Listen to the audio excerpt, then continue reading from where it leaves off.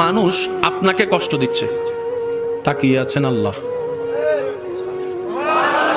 নিয়ামত, তাকিয়ে আছেন আল্লাহ।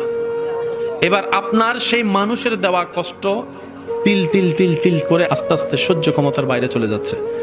আপনার রব তাকিয়ে আছে। শনিবার, রবিবার, সোমবার, মঙ্গলবার, বুধ হয়ে বৃহস্পতি হয়ে আবার শুক্রবার, সপ্তাহ চলে যাচ্ছে, মাস হয়ে যাচ্ছে। আপনি শুধু রবের দিকে তাকায় সবর করে আছেন।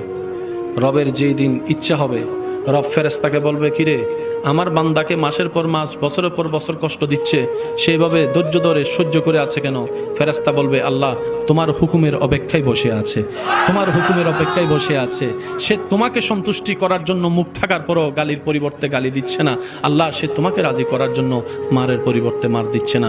সে দুনিয়ার মানুষ সৃষ্টি তাকে কষ্ট দিচ্ছে, সে তোমার সৃষ্টিকে ভালোবাসা দিয়ে যাচ্ছে, মায়া দিয়ে যাচ্ছে, সেবা দিয়ে যাচ্ছে।